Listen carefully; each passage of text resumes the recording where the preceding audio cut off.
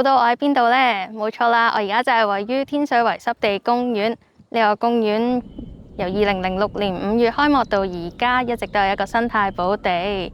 公園佔地61公頃，而其中60公頃係戶外保護區，足足有3個維園咁大啊！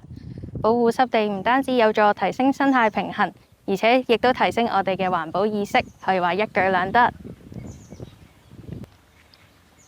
想將咁靚嘅景觀私有化，梗係冇問題啦！我而家就位於 Wetland Season Park 高座會所，可以望晒成個綠化景觀，盡收眼底。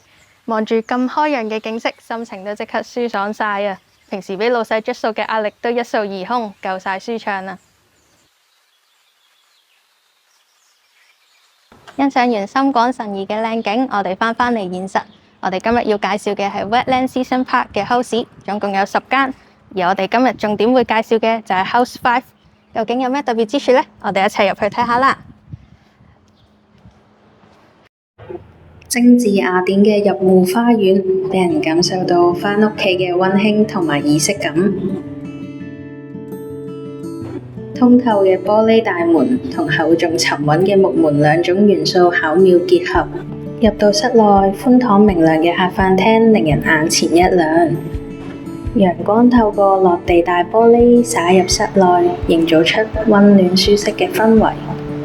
相連嘅大平台更加為你打造一個專屬嘅戶外空間，俾你喺屋企入面都可以親近自然，享受放鬆嘅時刻。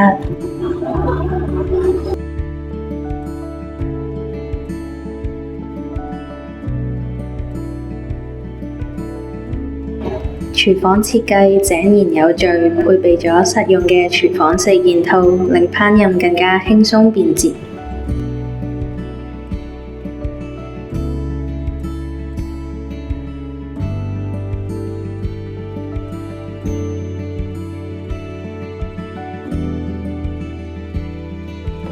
廚房入面仲有工人房連浴室。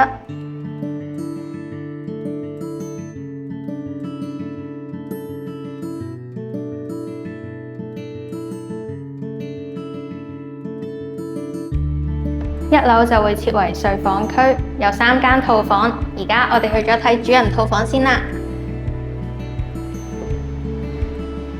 入到嚟可以睇到主人房嘅空間都好大，就算放一張 king size 嘅床都可以3邊落床。另外，主人房亦都同時有露台，可以睇到綠油油嘅景觀。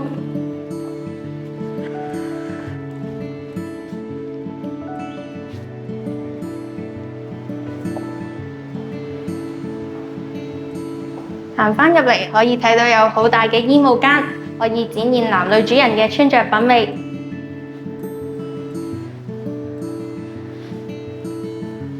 而浴室方面有旗杆同埋浴缸。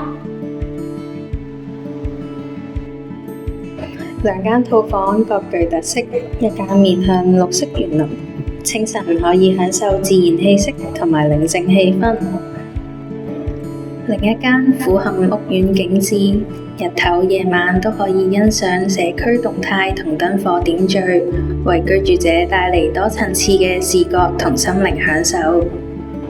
最後唔好忘記行上天台，呢度完美融合咗娛樂、休閒、自然元素，無論係同朋友燒烤聚會，定係享受種植嘅樂趣，呢個天台都可以滿足你嘅需求。最後 House 5連2個車位，方便業主出入。多謝大家睇到呢度，如果有興趣或者疑問，歡迎揾我 Ida。